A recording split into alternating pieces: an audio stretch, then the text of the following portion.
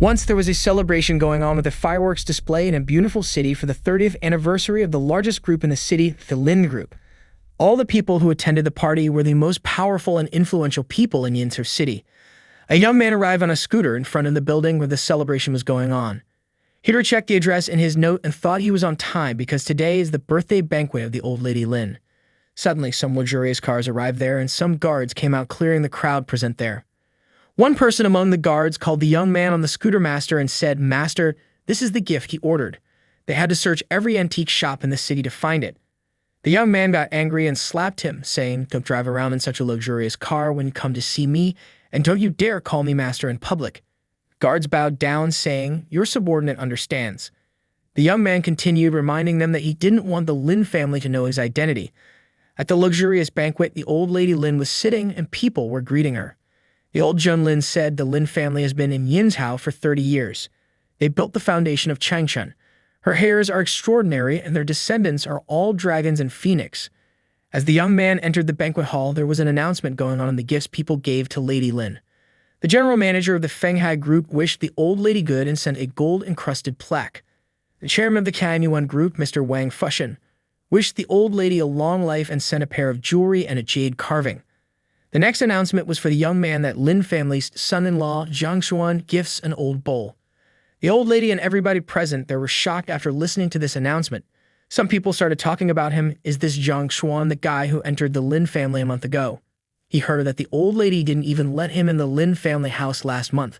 The Lin family is celebrating their 30th anniversary, and it's the birthday of old lady Lin, but he only said an old bowl. How ridiculous is that? A girl commented she didn't even know what to say. What was Mr. Lin thinking in marrying off such a great beauty like Lin Qingjun to nameless trash like him? Lin Qingjun started crying after listening to all this and screamed at Zhang Xuan, why didn't he buy something nice with the money she gave him? Zhang Xuan told her that this bowl is the porcelain handed down in the early Qing dynasty. It was worth at least 60 million, but luckily he got it for 100,000. Lin Xuan intervened, saying there's a limit to crap, and asked him to take a look at the gift he prepared for Grandma. Lin Xuan gifted a jasper evergreen tree to old lady Lin and wished the Lin family eternity. Old lady Lin was very happy to see Chuan's choice and complimented him really thoughtfully. Meanwhile, Lin Qingjun requested old lady Lin to not blame Zhang Xuan because he is not sensible and offered her that she will prepare a decent gift. But old lady Lin rudely denied, saying there is no need. Even if she doesn't give anything, it doesn't matter much to their Lin family. Then she asked Chuan to accompany her to the banquet that will start soon and told Qingjun not to join them because the main table is full. Guests at the party started gossiping that it was a pity that the Lin daughter can't even sit on the main table. Her dad only knows how to drink away his life. No wonder why she married that waste and how they agreed on this marriage. Zhang Xuan saw Qingjun crying and thought he joined the family, just for the sake of low-key. He didn't care about the family and thought Qingjun also felt the same way. But it turned out she cared so much about what Lin's thought of her. Meanwhile, at the main table, the old lady Lin got angry with the juniors, saying the Zhu group had been developing rapidly and had already surpassed Lin's. What are they doing about that? Chuan tried to calm her down and made her remember it was the feast of their family, so don't be angry and be careful about her injury. She said she didn't care what happened to her because she will not live longer and asked who will step forward to facilitate cooperation with Zhou. If someone can, then she will reward him with whatever he wants. Chuan and the other juniors got stressed and gave no response. Chuan thought there was at the helm of the Zhu group. There was a second-generation ancestor, but he wouldn't give them, so the offer was not that flattering. Old lady Lin thought nobody was responding to her order, but suddenly she heard something and saw Zhang Xuan raising Qingjun's hand, saying she will talk with the Zhu group for their corporation. Zhang Xuan was once called the King of Hell. The whole underworld obeyed his orders, and half of the world's wealth was also in his hands. But he retired from that life after he met Qingjun, and there was no one who knew his identity. Zhang Xuan never wanted to involve himself too much in the Lin family, but they dared to bully his wife. Qingjun asked Zhang Xuan what he said, and Zhang made her understand that if she succeeded, she would get the old lady's approval. Qingjun agreed and thought she would prove that she is not a useless granddaughter. Qingjun asked Lady Lin to let her discuss the cooperation with the Zhu group, but Chuan intervened, asking what made her think she deserved to negotiate with the CEO of Zhao. Some guests commented that she would embarrass herself if she went, and did she even know how to run the company. But old lady Lin gave permission to Qingjun to handle the negotiations. Chum got angry with the lady's decision and said they had only one chance for negotiations, so they should use it well and not let her do this as she offended the Zhu once. Lady Lin got tense, but Zhang Zuan offered that if King Jun couldn't do it, that he was ready to give up the opportunity to inherit the Lin family property. Chum was very happy to listen to this and asked King Jun if she agreed too. King Jun was nervous and tried to stop Zhang Xuan, but he agreed again. Then Lady Lin said since her husband agreed and would do his best for the negotiations, but if it didn't work, then don't blame her for thinking about her feelings. Zhang Xuan stepped towards Lady Lin, but King Jun tried to stop him.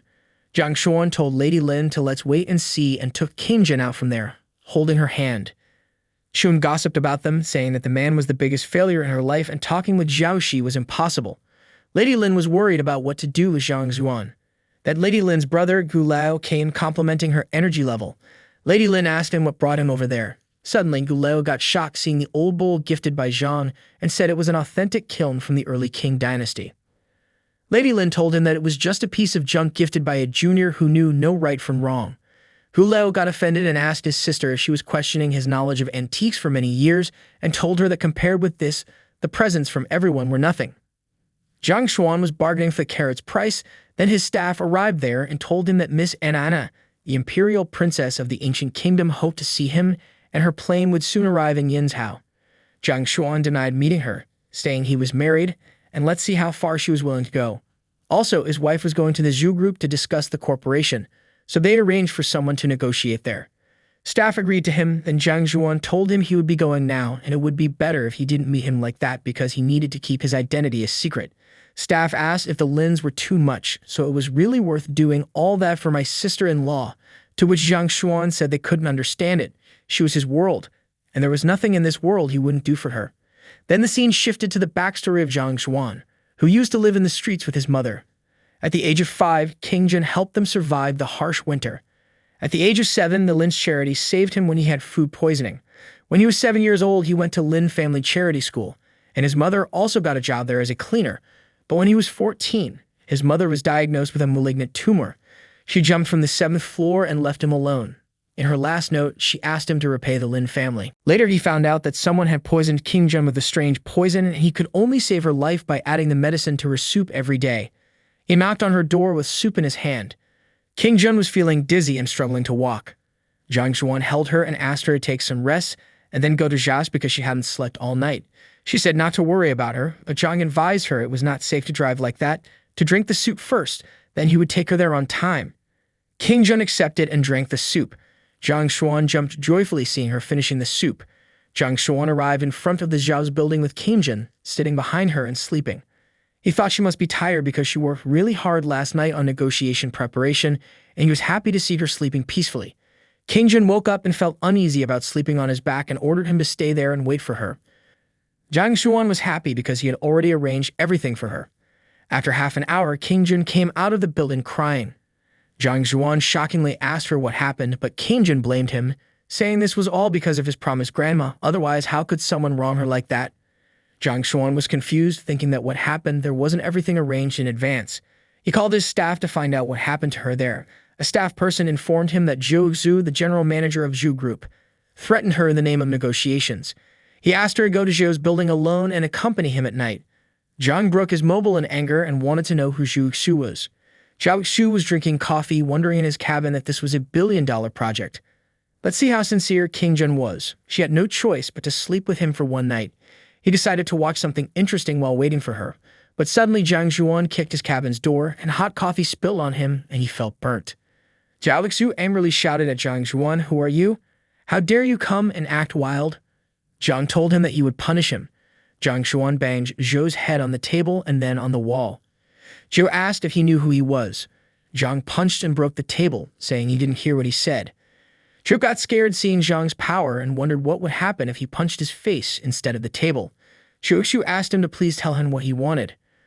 Zhang gave him 2 options, either promise to cooperate with Lin Qingjun or die. Zhao said, "It turned out you were someone sent by the Lins." He asked Zhang if he thought he would be safe after attacking him and if the money given to him was worth his life. Zhang said yes and gave him his second condition, to destroy his so-called Zhu group. Zhou asked Zhang if he thought it was a dream. Zhao really thought Zhang's fists were strong, but they were not that capable. Zhang called someone and instructed them that if he didn't contact them in 50 seconds, then destroy the Zhu group and hang up. Zhou thought Zhang was just pretending to be a big shot, and the countdown ended in 50 seconds. Then Zhou asked if he really wanted to see what Zhang was capable of. Zhou's phone rang and he answered the call. He was shocked to listen that the Zhou company's stocks were being suppressed by a mysterious consortium. They were losing hundreds of millions every second. 3 of their partners wanted to terminate their corporation regardless of the losses, and their company's servers were being attacked by a large number of hackers. They were helpless. Zhou's mobile rang, and as he answered the call, his dad shouted at him, "What the hell did you do?" Several brothers persuaded him to run quickly. They said Zhou provoked someone he shouldn't provoke. Zhou asked Zhang, "You get all this?" Zhang said he gave him a choice before, so how about he answer him then? Zhou bowed down to Zhang, begging him to leave him alone, and he would agree to whatever he said. Zhang ordered Zhu to go to Lin Qingjun and say he was doing wrong and give her a big amount of compensation. The next day at Yinsu Center, Qingjun asked her grandma, Lady Lin, why she was there. Chun shouted at Qingjun and didn't think they knew anything. The Zhu group announced that they wouldn't cooperate with them ever, and it was all because of her. The Zhou family entered the cabin forcefully. Everybody was confused, thinking about why they came there. Zhu Ixu and Zhou Ping came there. Zhou Ping, chairman of Zhou Group, and Zhou family's young master Zhu Ixu actually came there together. Zhu Ping slapped Zhu Ixu, telling him to kneel down. Zhu Ixu kneeled down in front of Qingjun and said sorry for offending her and accepted he was a fool. Then he offered her all the land ownership of that project and asked for forgiveness. Qingjun said he didn't need to give her the land, but just don't do anything disgusting in the next negotiation. Zhu Ixu requested her to accept his apology, otherwise that person might know that he was not sincere enough. He will punish him. Qingjun wondered who was helping her, and she accepted the project papers and thought she would return to that person when she found him. Zhou Ping apologized for taking Miss Qingjun's time and assured her they wouldn't disturb her further. Lady Lin asked Chun who might be the one doing this, and it seemed Qingjun had some means that they didn't know. Lady Lin announced that from now on, the Lin group would be managed by Qingjun. Lady Lin appreciated Qingjun, saying she really kept her promise from yesterday, and if she needs something, just come to her. Qingjun said thank you, and she will. Lady Lin ordered everyone to leave then. Chuman told Lady Lin that actually this thing had nothing to do with Qingjun. The Zheng family must have done something to Zhu Ixu. Zheng Shu liked Qingjun for many years, even the Zhao family must give him a face. Lady Lin said, but Qingjun is already married. Chuman said it was quite simple, just let Lin Qingjun divorce her waste husband. In the next scene, Qingjun was confused about what his father must be thinking because she was already married, and Zheng Shu called her on a blind date. Zhang Xuan said he knew Zheng Shu's character very well. Even Zhang Xuan's character was 1,000 times better than his. Qingjun got closer to him while Zhang Xuan put his hands on her, blushing. Qingjun asked him to take his hands off and not talk much when they were inside. They should be more affectionate. Qingjun was just rehearsing their intimacy. Zhang Xuan accepted her orders, saying yes, milady. Qingjun's dad introduced Zhang Xuan to Zheng Shu. Zheng Shu asked Qingjun if he was her partner. It seemed she really didn't know what was good for her. A girl whispered in Qingjun's dad's ear. How could he find such an idiot for her child's marriage? Qingjun told them it was her choice to marry him. Lin Jianyu said to order the meal first. They could talk about such things later. Zheng Shu told Zhang Xuan to order anything and thought about how Zhang Xuan would order because the menu was in the French language. Zhang Xuan ordered fatty liver and baguette. Zheng Shu laughed at Zhang Xuan, saying that was foie gras and don't pretend to understand French cuisine, and let's see what he has ordered.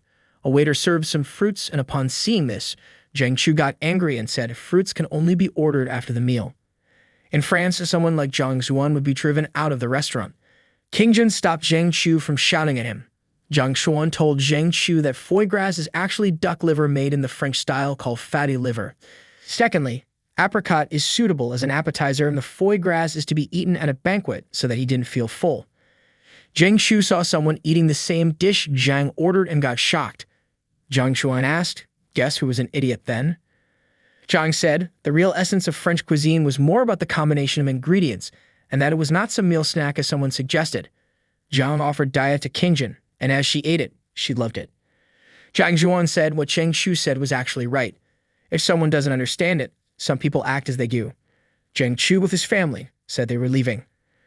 Qingjun asked Zhang Xuan, did you do that on purpose? Zhang Xuan said, it was a great performance, right? Qingjun asked when he learned all this. Zhang told her he was a waiter at a French restaurant before.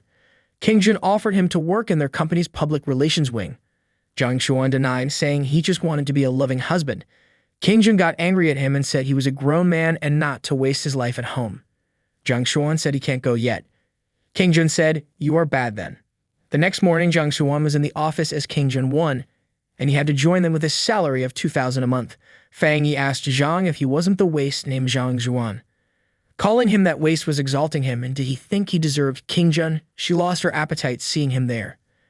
Zhang Xuan said, since she was King Jun's friend, he wouldn't leave it alone.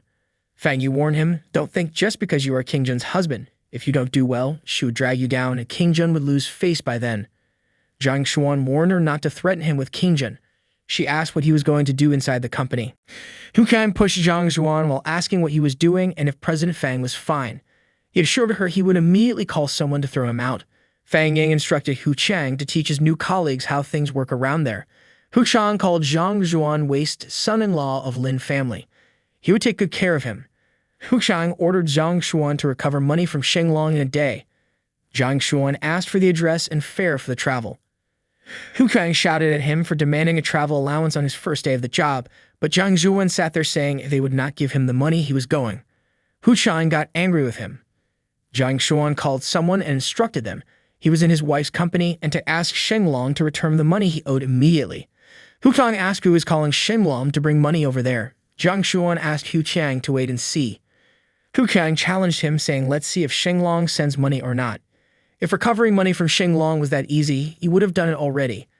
Another employee told Zhang Xuan he was really stupid, and everybody knew Shenglong was on the road. Nobody in the Yintao dared to mess with him. As Zhang Xuan counted 3, doors opened and some strange people entered the room. Hu Kang and all the staff were scared seeing strange people entering the office. One of the intruders asked Hu Chang where Zhang Xuan was. Hu Chang pointed a finger towards Zhang Xuan, saying that was him. Hu Chang was happy to see people from Shenglong there to trouble Zhang Xuan, and he wanted to see how Zhang Xuan would handle them. The intruder asked Zhang Xuan if he was the one who asked for money from Shenglong. Zhang agreed yes, it was him. The intruder told his group that was him. Hu Chang was very happy to see Zhang in trouble, but suddenly the intruders bowed down in front of Zhang Xuan and started begging, saying they were just trying to make a living. They gave him a check, saying, "Master Zhang." It was 100 million, including the interest. Zhang Xuan handed over the check to Hu Chang and said his task was over for the day. Hu Chang was shocked to see they brought the money with double interest. The intruder asked for permission to let them all go, and Zhang permitted them to go. The intruders went rolling like wheels, happily to be safe. Hu Chang was unhappy to lose face on his first day and decided not to let Zhang work there. Hu Chang ordered the staff at the office that no one was allowed to talk about what happened there, and he was the one who personally closed the Shenglong accounts. The scene shifted to Zhang Xuan sitting in the office cabin, where a staff member fired him from the company and gave him the commission for the day, then asked him to leave the company. Zhang Xuan told him he didn't care about the job, but was sure they could explain it to their boss. The man said everyone in the company knew that the boss didn't like him, so nothing was going to happen if they got rid of him. Zhang Xuan thought there wasn't one reliable staff King Jun could trust in the company. While Zhang Xuan was on the way, he saw Fang Yi with a man in the car. She was not in her senses. He ran to help her because she was a close friend of King Jun, and King Jun would be sad if something bad happened to Fang Yi. The car stopped at a state villa. Fang Yi was lying in bed, feeling hot and sweating in tattered clothes. A man was posing with her, and another man was ready with a camera to record everything. He asked the cameraman if everything was ready. The cameraman told him not to worry, a military commander. This was the best camera he could find in the market, and everything was crystal clear. The man, seeing Fang Yi with lustful eyes, was Cheng Jun as he started taking off his clothes. Suddenly Zhang Xuan entered, smashing him with his foot.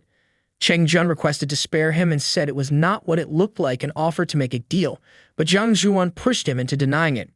Then Zhang Xuan covered Fang Yi with his coat. Fang Yi was sweating a lot, so Zhang Xuan wiped her with a handkerchief, but Fang Yi held his face, saying she was feeling hot. Zhang Xuan pushed Fang Yi's face back. Zhang Xuan decided to take her to King Jun's house because he didn't know where Fang Yi lived. Fang Yi was still not in her senses. After 20 minutes, they reached the Lin family's villa. Zhang Xuan managed to bring her in through the window because there were so many people downstairs, and he was waiting for an opportunity to tell King Jun about this. Fang Yi started to regain her consciousness. The next scene shifted to the meeting going on between Lin family members. The lady asked Lady Lin there was nothing to discuss, just let King Jun divorce Zhang Xuan and marry Zhang Chu. King Jun disagreed. How could they say something like that? Zhang Xuan was not like before. He was now motivated and willing to work. Chun laughed at her and said her standards for men were low, and one day Zhang Xuan would be willing to work as a beggar and beg for meals. A lady asked how he could say that, but instantly agreed to what he said. King Jun thought Zhang Xuan would agree to something like that. Old Lady Lin stopped everyone and asked King Jun to think carefully and tell her, as she was the future of the Lin family, this was a good opportunity for their family. Did she have some feelings for Zhang Xuan?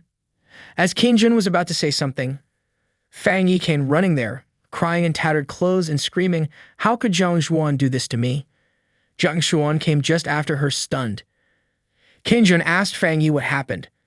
She explained she fainted in her garage, and when she woke up, she found herself with Zhang Xuan. Lin family members were stunned listening to this. Then Lady Lin asked Fang Yi if what she said was true. Fang Yi said, why would she make a joke about something like that? King Jun slapped Zhang Xuan and called him an animal. Zhang Xuan was upset to see King Jun didn't believe him. Chun called Zhang Xuan a disgrace to the Lin family, and he was just about to slap him. Zhang Xuan slapped Chun so hard that he fell a few meters away. Chun asked, how dared he hit him? While old Lady Lin was stunned, Zhang Xuan decided to leave from there, thinking if King Jun had no faith in him even after so long, then what was the point of staying there? Chun shouted at his back that he knew Zhang Xuan was not a good guy. Lin family raised him. How could he do such a shameful thing? King Jun tried to calm Fang Yi and said she would find out what really happened. If it was really Zhang Xuan, then she will. Fang Ying intervened. What did she mean by that? Couldn't she see what just happened? Why she still wanted to speak for Zhang Xuan? King Jun tried to explain she didn't mean that. Then a man came running there with a camera in hand. King Jun referred to him as Xiao Lai and asked why he was there. Xiao Lai showed her he got that camera from Zhang Xuan. Fang Yi was confused about what was happening. At the Lin family's villa, the man showed everyone the footage in the camera, in which Chang Jun was seen trying to take advantage of Fang Yi, and Zhang Xuan saved her from Chang Jun. After seeing the footage, King Jun started crying for her rude behavior towards Zhang Xuan and went running to find him. Zhang Xuan was playing with a stone just in front of the villa. King Jun stopped him and requested him not to go anywhere, but Zhang Xuan asked her for compensation. King Jun agreed to anything for him. Next day in the farmer's market, Zhang Xuan received information that some hunters were after King Jun. Just after getting the information, he went to King Jun and asked her for some money. King Jun was with a new girl, so Zhang Xuan thought she must be King Jun's new bodyguard, which meant the Lin family knew about this. King Jun instantly regretted that she said she would do anything for him, and she didn't know he would quit his job on the first day. She gave him money and told him to wear good clothes whenever he comes to the company. Zhang Xuan asked her if she was going home, that he would also come with her, but King Jun denied, saying there was no space for him in the car, so the girl offered her car.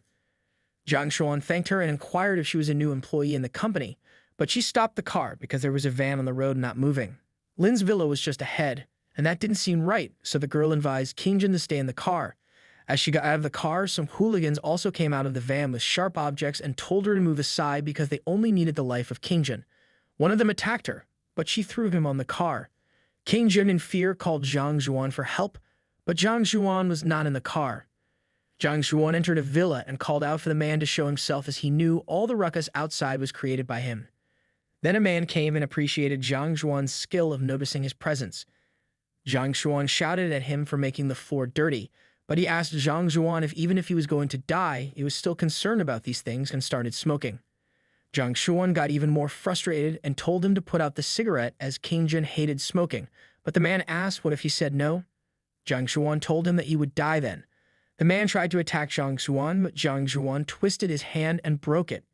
After noticing the tattoo on his neck, Zhang Xuan asked him if he was not a member of the Dark Knight, then who was his employer? Still, he made it clear that even if he died, he would never reveal the identity of the employer. Zhang Xuan showed him a ring, and he identified it as the Holy Ring. Zhang Xuan inquired about the employer, and now he told that the employer's surname was Su, and he was from Yanxi. After finishing him off, Zhang Xuan ordered his staff to look up everyone with the surname Su in Yanxi. In the next scene, King Jun returned to the Lin villa safe with the girl. As she entered, Zhang Xuan welcomed her and tried to cool her down, but she told him to get lost because he ran away when she was in danger. Zhang Xuan offered her some hot water to help her soak her foot, but King Jun tried to stop him. Zhang Xuan was treating her by giving her 6 massages because there were still hidden traces of poison in King Jun. She was getting better, but he needed to do that regularly. King Jun stopped him from touching her like that because there were people around. Then Zhang Zhuan assured her that this massage would help her deal with stress.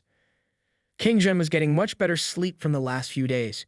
King Jun thought it must be because of the massage Zhang Zhuan gave her. She felt better and told him to go outside as her friends were coming over. Zhang Zhuan asked about her friends, but King Jun told him to mind his business and not come there before afternoon. Then Zhang Zhuan asked what if he missed her, but King Jun shouted, "Get out." Zhang Zhuan went to Xing Welfare Society. Many years ago, his mother and Su Horan were homeless, but thanks to the dean's admission, they were able to survive. If King Jun wanted to hang out with her friends, he could just go and see the children there. As Zhang Zhuan entered the welfare home, children rushed to take toys from him.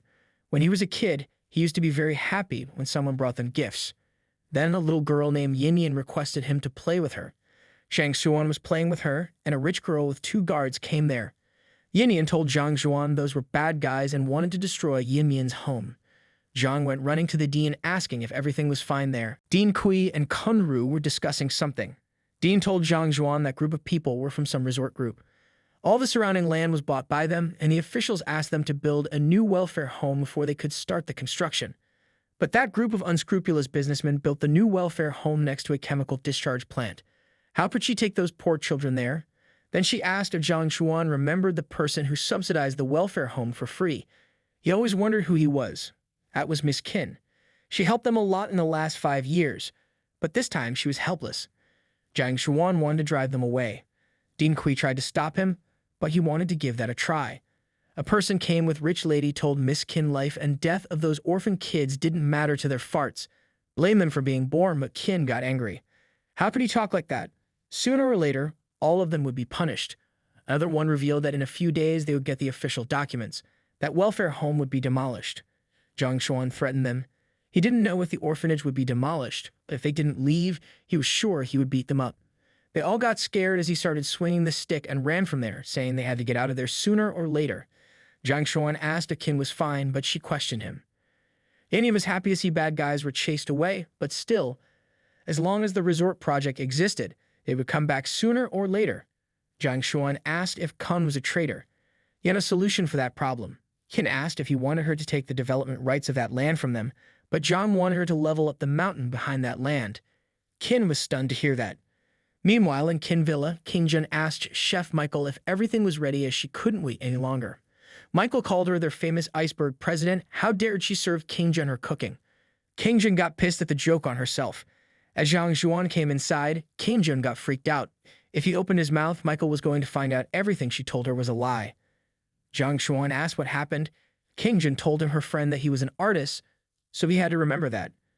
Zhang Zhuan found that interesting and assured her not to worry and leave everything to him. Michael was curious if he was Zhang Zhuan. Then Zhang Zhuan greeted her in French and praised her beauty. Michael found his French etiquette really good and introduced herself as Michael, King Jun's best friend, and offered to join them for food. Michael heard from King Jun that the two of them met at an art exhibition. Was that right? Cindy anxiously asked as she was trying to interrogate Zhang Zhuan. Michael wanted to know what trick he used to trick the iceberg president into marrying him. King Jun whispered to Zhang, ignore Michael. But Michael continued asking, then tell Miss President, didn't she lie to her? King Jun started bragging. Then Zhang handled the situation by telling her that they met at the exhibition of Master Phil. Back then, they were all attracted by the painting Early Morning Breakfast and put forward different opinions. King Jun yearned for the tranquility in the painting, but he admired the emotion in the eyes of Male and Masters. The two of them had known each other since then. Michael found it a romantic encounter. She really invited him and King Jun. King Jun asked how he knew about that painting. Zhang said he Googled it. Then Michael went away from the table and called Li Qi. Did you remember the wanted posters on the streets of France 3 years ago? It was about the one who deceived the French royal princess. Not only did he escape the country and safely return home, but he also used the identity of an artist to marry her best friend, King Jun. Michelle couldn't just stand and watch her King Jun being cheated. She needed to find a chance to expose him.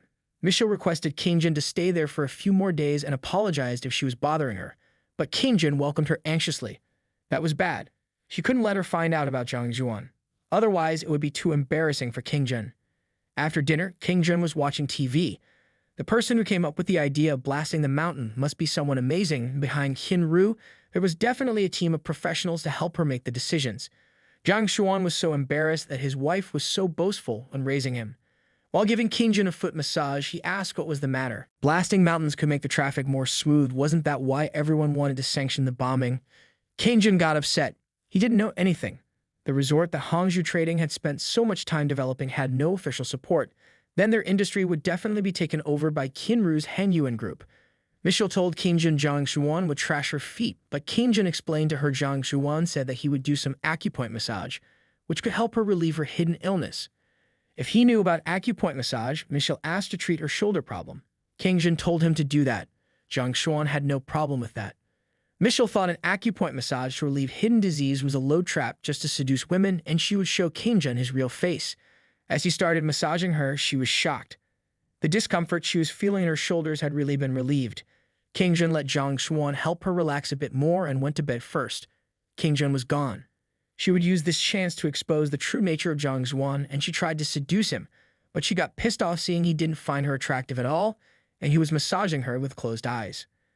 Zhang was shocked why she was so angry suddenly. Then the phone rang. Zhang picked up the call. His dad told him to inform Kingjun grandpa was gone and hurry up and go to the Lin family courtyard. Early morning in Yin's house suburb park, a group was practicing karate.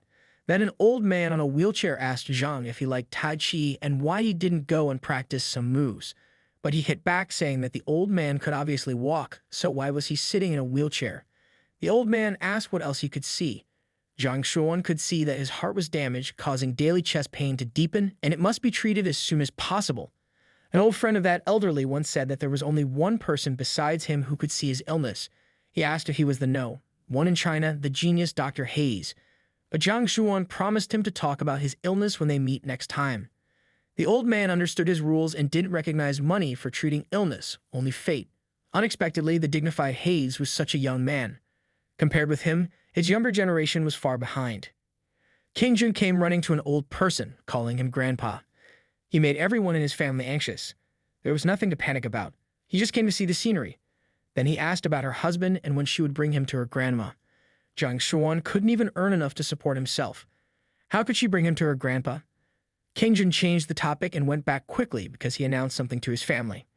In the evening, the villa was echoing with loud noises, and Zhang Shuan heard Lin Kingjun being accused of not deserving so much inheritance at all. He entered there to see what was the matter. Lin Wei and Lin Chuan of the Lin family not only didn't do anything for the Lin family, but also caused huge losses to the company several times. He asked if she wasn't ashamed to question Grandpa's decision. Then she got back talking about the Lin family and asking Lin Kingjun to go to her mother's grave and ask if she really had Lin family's blood. But Kingjun asked her about what she said, and the lady said to go ask your father what did he do when her mother was kidnapped. Another member said that she kept saying that she was from the Lin family, so she was just some wild species. What was she still doing there? Zhang Shuan slapped him with his slipper and ordered him to apologize to Kingjun. Otherwise, he would not leave that door. Then the lady asked Lin Jianyu. Her son was beaten. He must give her some explanation. But he told her his son was the first to speak badly, and he deserved it if he was beaten. Then she wanted to call the police. Kingjun told her that was in Lin Villa. Even if the police came, she was the one causing trouble. The lady said Lin Kingjun didn't respect her elders at all. She would regret it, and she started taking her son by the hand, but Zhang Zhuan asked if he said he could leave.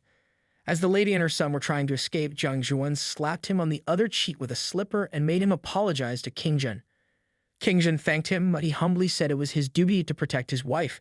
The other two people asked to leave, afraid of Zhang Zhuan. Kingjun requested Zhang Shuan to accompany her. They entered Qinshan Cemetery, and Kingjun came to see her mother there. Kingjun asked Zhang Zhuan if he knew Grandpa could only live for 3 more months, and those relatives were already trying to share the benefits from the Lin family. She was walking on thin ice, and if she made a single mistake, she would be punished down into the abyss. Zhang Shuan asked her to let go of all things if she was feeling that burden. Kingjun wanted to let go, but all of them just cared about the money, and they didn't care about the company at all. If the Lin family fell into their hands, there was only one dead end.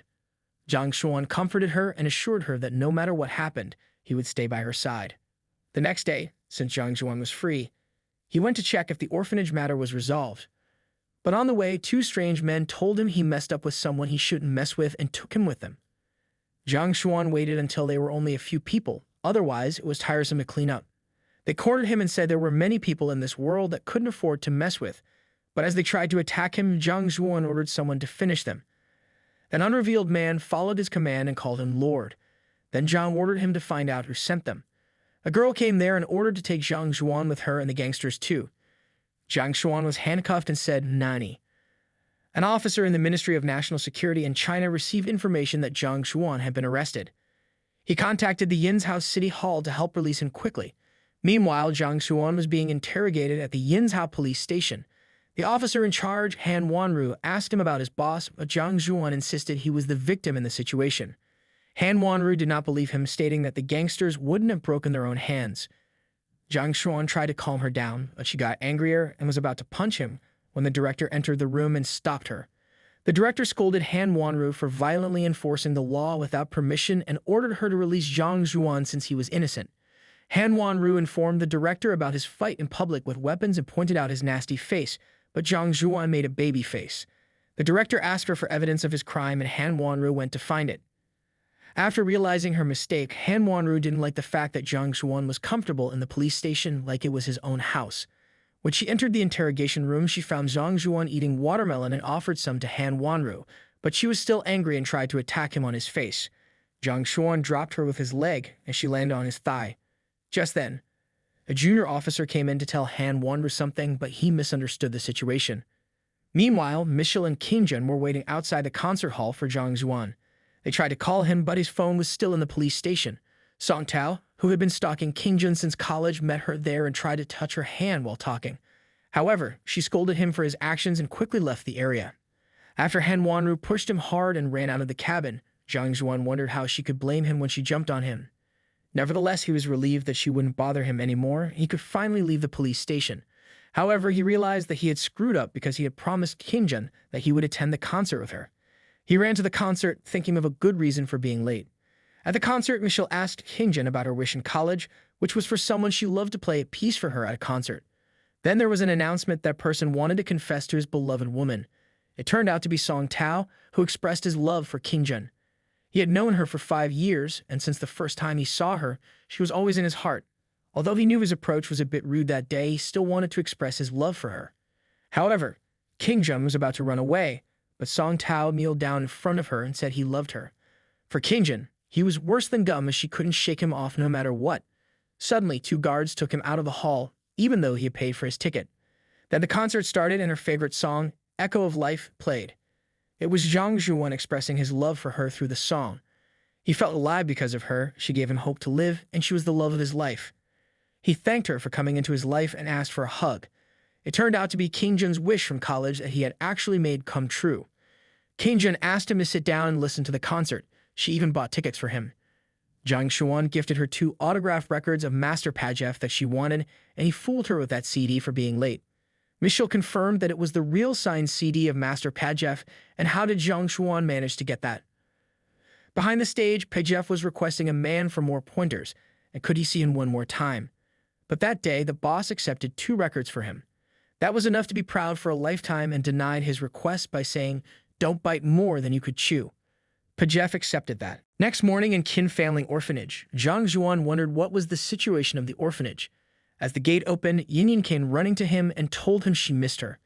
Qin was already there playing with children and told him children were talking about him when asked about how things were. Qin thanked him for leveling up the mountain that let the official support. The demolition and construction of the orphanage was postponed indefinitely by the government. Kon requested him for dinner. His idea not only protected the orphanage, their company had also got unimaginable development prospects. John gave her the option to choose the place for dinner. She took him in a residential area. Zhang Xuan asked if they were going to her house. Kon was taking him to her teacher's house because the teacher wanted to meet him. The teacher was an economic professor. He was the one who helped her and hoped that she would always be involved in charity. After she applied for the bombing from the official website, the teacher had always wanted to meet him. She knocked on the teacher's house door. A boy opened the gate and asked annoyed who was he with her. She introduced Zhang Xuan to him as her friend. Zhang Xuan greeted him, but he went away annoyed. Qin didn't offend him, but he was so hostile to her. That boy was his teacher's son, Kong Shu. He was a nice person, but a little arrogant. She asked Kong Shu about the teacher's whereabouts. The teacher was out for grocery shopping. Kong Shu told Zhang about stocks he discovered worth buying. Qin asked Zhang's opinion about the stock. Zhang Xuan told that the stock was just a joke. If they buy it, it would be gone in just 2 days. Kong Shu got angry and said he had seen such cases countless times in books. According to him, the stock would rise by 10%. Zhang Xuan called his book theories scrap because writers of those books never made a fortune through stocks. The increase in stock was in the hands of capitalists. Kong Shu said capitalists just had better luck in that game. Zhang Xuan asked him to bet on the stocks he mentioned. Those stocks would fall in 15 minutes. If Kong Shu won, he wanted Zhang Xuan to not see sin again in his life. Zhang was fine with that, but asked what if Kong Shu lost and left it to him. Xuan told the son of his teacher to help him buy a stock and gave him a code. He told him that he had to buy $3 million. Meanwhile, he was on the call with his employee who was telling him that the stock was a trap and he should not say $3 million to them. He should also invest $1 million at most and the limit will fall, and they will lose all their money. They heard all of the conversation and Xuan told him to buy it. He was laughing as he was trying to buy the stock on his pad. Xuan told his employee that he was Oak, and he had this slight image in his head and the clever thought in his head that $3 million, as far as the stock of that value was concerned, was just a drop in the bucket of share market. He was trying to test Xuan as he had some clever thoughts in his head and wanted to see why he was pretending to know all about the stock he was talking about. Suddenly, he screamed, "Impossible," and he saw that the stock suddenly dropped. It dropped so hard, and the employee who was on the call with Xuan told him that he had only bought $7 million, and the other party was locked up. He told Xuan that if he had bought the manipulators and estimated the rookies who just came out of the school, that means defrauding the money and so low 1,000, and the other party was locked up. Xuan's son was so worried and surprised as he had never seen such a thing in his world. He thought he was depressed with the fact that in other people's eyes, he was just a rookie and not even worth mentioning. Suddenly the bell rang and the girl thought that her teacher was back. The teacher was back with some vegetables and she was very much happy to see her teacher. She introduced Xuan and he said hello to his teacher. His teacher was shocked to see him as he knew Xuan from a different place and he was shocked that it turned out to be him. The girl asked him how he knew him and the teacher told her that he knew him from a different place as he was the god of the Wall of Street and excelled in every point of thing. He did everything he could do in the Wall of Street. He was a success. He was on the success platter, as his name was during the international final crisis, as he entered with just $1.3 million, and he raised $150 million in just a matter of 2 months and established a hedge fund, which is now ranked first in the world. Her teacher referred to him as the legend of the Wall of Street, as he had very kind reviews about him as he donated all his net worth at the peak of his time to help the poor children. It was a really admirable job for everyone, and everyone should see him and watch us because they need to learn from him how to excel in life as well as be kind enough to donate it all at your peak point. The girl was very impressed and shocked at the same time, and she couldn't understand what to do as she was attracted by the fact as he excelled in every place and still donated, and he was at the peak. His son was too surprised to hear the term that he was the god of Wall Street, as he was underestimating him so much. Meanwhile, the next morning in the Swan Lake Town Villa area, Lee was throwing plates and cups at his employee Ta, telling him that he can do anything, and she was very angry with him. He was getting his taste of punishment, and he was thinking that the young master Lin was the one to blame because of him. He was the actual artist in the music, and it disrupted all of his plans, and he should not have done that. When he was blabbering around, Lin listened to him, heard him, and asked him what musician, what artist. He was so angry with him that he kicked him right on his face and told him to stay away from him, telling him that he was a waste and he was as close as a dog. He gave him a week of time and last chance, and he told him that he doesn't care how he does that, and he wants him to ruin Lin's reputation in the market. He had been very much scared to death listening to all of this, and he couldn't believe that his boss would behave like that. He never thought that this would come to this, and he told him while getting shocked that he'll try his best. Meanwhile, in the International Convention and Exhibition Center, there were two girls talking to each other. Darling, she was telling Queen Anne that anyone could figure out the purpose. She was here because of her outfit as it was too describable. And she was telling her to pretend to some extent, and then do whatever she wants, and she should not force it. As today, her boss, Arc Fang, was surrounded by the people who wanted to talk with him, but she didn't have any interest in that, and she walked away from her. She suddenly turned and said that someone was deliberately targeting Lin in a short period of time. Several partners have withdrawn the funds, and he was being targeted by someone who has messed up but still is trying his best to do that. She didn't stop and said that ARC is the largest investor in that province, and as long as she can reach him and cooperate with him, the Lin family will be saved, and she will do her best to save the Lin family. She started thinking that the person who was responsible for influencing the business and the community of Yinhao, and the entire exhibition today was almost directed at him. And she suddenly called Xuan to come to the convention center.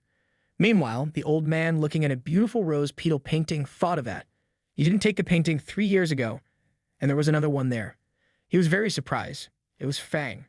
And suddenly the girl came and saw Mr. Fang look at the picture, thought of something, and he turned to her. He blushed a little because Miss Lin was a little beautiful, and he greeted her and asked her if she was here for the exhibition too. And she told him that she was there to talk about the cooperation and not to have a fun conversation with him. She was there for work, and certainly his face crumbled as he was looking at her plan and everything else as he was reading the file. He told her that her plan was not profitable and her company would run in loss if he invested in it. And she told him that although the plan was not profitable in the short term, but in the long term, it will benefit him largely. Then President Frank took the file and returned it to Mr. Fang. Miss Lin was telling him that he was sorry, and he couldn't do that, saying that he has always made short-term investments, and he never looked at the long-term benefits and long-term investments. And she was very much angry as she shouted that President Fang should listen to him. And suddenly Xuan started walking from the other end of the corridor, and they both started looking at them. Lin was thinking, why was he here? And the other girl comes inside and tells her that she called him and told her that Fang likes traditional Chinese paintings and Xuan specializes in that aspect, and she should trust him and he will make everything work for her. And she'll get the cooperation. And she was not finding it trustworthy to leave it to him, and she was thinking that it was made up by him, better by her. He doesn't do that, and he doesn't know anything about any paintings and stuff, and all she says it was fake. And he stood with Mr. Fang, started witnessing the Winter Plum Blossom painting by Master Yan in the Tang Dynasty. He told him that the ink color has faded a little bit due to the time, but Mr. Frank told him that he was offended by this statement and told him that the painting is a workmark, is a piece of work of Master Yarn. Xuan answered him that it was a yes as well as a no, and suddenly someone entered the room. He was Song Tao, who was really determined to destroy the family line, and he was telling Xuan that he, the artist who painted the painting, was a great artist. He told Xuan not to talk rubbish about him because he was faking it and didn't know anything about the painting. Xuan made an awkward face seeing him and asked if he was in a hurry. Xuan said he would know in a while how much he knows about the painting. As the art exhibition auction started, everyone gathered around for the charity auction. The anchor announced that 80% of the proceedings from the auction would be donated to the Red Cross. It was the first announcement of the event. Xuan asked how much profit the company would have if she reached a deal with President Fang. She was mad at him and told him that there was no profit, but the prospectus was necessary. If he could make a deal with President Fang, she would give him as much money as he wanted. Xuan bumped his chest and told her not to worry and to leave it to his responsibility. Suddenly, the anchor announced that the painting which Mr. Fang had been looking at was for sale. The anchor announced that it was a well-known painting by Master Yarn in the Tang Dynasty, and it had been verified by the official that the painting was authentic. The starting price of the painting was $100,000, and everyone started bidding. Mr. Fang was a little stressed as he wanted the painting as much as everyone at the auction. He was thinking that he would buy the painting and confirm it by himself. Everybody was waiting for bids of 2.8 million, 3 million, and 3.2 million when suddenly Xuan took his number up in his hand and raised it, saying he raised the bar to $5 million. The girls was sang like crazy as he did that, both purposely and unknowingly, and the anchor started hitting the hammer. The painting was going once, twice, and just as it was getting sold, Mr. Fang suddenly thought that the painting was worth 4 million at most and not worth any more. If it had been sold for 4 million, he would have thought. Then the third hammer struck and the painting was sold to Xuan. The girl was thinking that she would look forward to giving the painting to Mr. President Fang and explaining to him about the prospectus. But she was worried that President Fang would not agree to a $5 million business deal for a painting that was only worth a few million. Everybody was worried about that. He went to the stage to hold the painting and to accept it, and suddenly he held the painting and tore it apart into pieces and threw it in the state. He threw it from the stage, and everybody was shocked as he was tearing up the $5 million into pieces just from the stage. Everybody was thinking that he was showing off his wealth, and he was showing how much he cared about modern art. He suddenly asked Mr. Fang said if there was a similar painting in his home, and he looked so confused because he wasn't sure which one was the real one. Mr. Fang had a smile on his face, saying that he spent $5 million to buy that imitation, and its purpose was to make him feel comfortable so that he could cooperate with him. He heard that and was thinking that now there was only one painting and he didn't have to worry much about the real or not. Xuan told him that he was indeed correct about the purpose, but he got it half correct. Mr. Frank was surprised that how could that happen, and he asked about the second part. He said that it was not the fake painting. The painting he told was not fake, and Mr. Franks only got surprised. He said that the President Fang Night Winter Plum had a house where the color of the paper should be severely yellow. Mr. Fang told him that the ink is a bit more dignified than that one and asked if that meant it was a fake. He told him with a smiling face that both of them were real, surprising Mr. Fang, who asked him what he meant. He explained that the works painted by Master Yan in Tang Dynasty were strong and could be clearly painted on the second layer of rice paper. The talented craftsman divided the rice paper into two, resulting in two paintings with one strong color and one light color, and both were authentic. From now on, the painting in his hand would be one and only in the world, making it unique. He tore apart the whole painting, leaving Lin unable to think of anything else as he tore apart a $5 million painting. If the current character negotiated with him, he couldn't afford to offend Mr. Fang. She ran and told Mr. Fang that it was her husband and apologized on his behalf, calling him a nonsense jerk and telling him not to be angry. Mr. Fang started laughing at the peak of his voice as he kept his hand on Xuan's shoulder and told him that he felt more relaxed now. He admired Xuan's knowledge and said that nobody would dare to talk such nonsense in front of him. He believed that Xuan could see through the painting's original intent entanglement in the heart at a glance and thought that he was quite knowledgeable and smart from an IQ level. He was happy with the short-term benefits his husband had already shown him and asked if she could show him the long-term benefits she promised in the prospectus. They both shook hands and Lin looked at Xuan unexpectedly as he settled the corporation. She was quite happy with them. Meanwhile, in the next scene, they were going in the car and she was thinking how could Xuan know about these Chinese paintings and all as Michelle was not with them and they need not tell him the truth. Xuan was just laughing awkwardly and she was angry that he Googled it. She thought that she wouldn't believe that he dared to tear apart the $1 million painting just because of something he read on Google. He was being awkward as he didn't think it would be discovered by her. Actually, when he came to the exhibition, he happened to hear several official experts discussing the painting. She thought that she believed him and thought that now he has to wonder how she has done it. But she was happy with Xuan as he did a good job that time and Xuan started blushing as she was praising him and thanked him. He thanked her for the compliment and they both stopped near a mansion. Lin told Xuan that she needs to go back first as Mr. Feng's cooperation plan is still somewhat inadequate and she has to go to the company again. He gets out of the car and says bye to Lin as this was the first time that Lin has sent her home. Suddenly, his phone started to ring and he asked on the phone how things were going on. Some girl on the call, looking very suspicious, told him that the gangsters that tried to hurt him last time came from an organization called Yang, yes, Society in Yangzhou City. She asked him for commands about destroying them or directly talking to them. He was saying that their move will attract the attention of the whole world, and he asked for the information and he would go by himself. And who tried to destroy or hurt him? And suddenly, a ringtone rang and he was worthy of being a world-class intelligence. Also, he said it was efficient, and finally, even in front of it was 3 o'clock in the afternoon. He was in front of a club, and in the club, the party was going on. It was Thunder and Leopard Head. He told him that he had recently received the news that someone was asking about their OBA club, and it seemed to be troublesome for them. Leopard was curious about it, but only told him that he needs to cut it, as there was nothing to worry about, and if someone dares to come, he will abolish him. But he told them that it is not that simple, and they should be attentive all the time as there is a shadow of Black Thunder. He said that if he was talking about the underground first yet in the XIXI province and labor, and then 3 billion told that yes, it was them. And he asked him if it wasn't, if it isn't Black Thunder or not, and Leopard was very angry and that the younger city is their territory. But it is not a place where Black Thunder can be wild. And they were very angry. Suddenly, someone came into the club, kicking off the door. And it was Xuan, and he had a cunning smile on his face, and asked with a heroic entry if someone was there. Currently, the three empires were so much scared as the last time they received the commission to hurt the kid, and he was just biting a toothpick, listening to that, and asking them how dared him come here, come there alone, and who gave him the courage to do that. He told them that he just needed to speak there, showing that he had no care about him talking rubbish, and he started walking towards them and told them that it was his own courage that brought him here.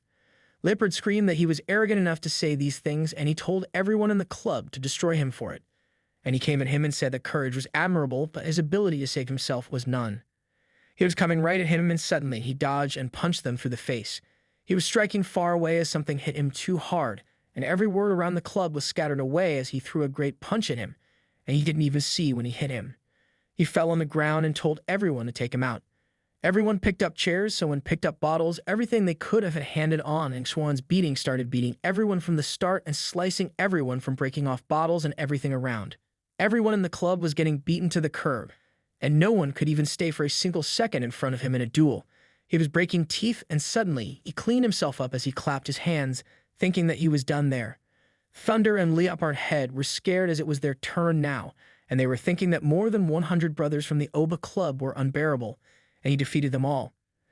They were thinking that he was the real deal, and he was the devil himself doing all that. He asked who asked him to deal with him, who asked and gave his permission to hurt him, and he asked just the question, and he would leave them alone after getting the answer.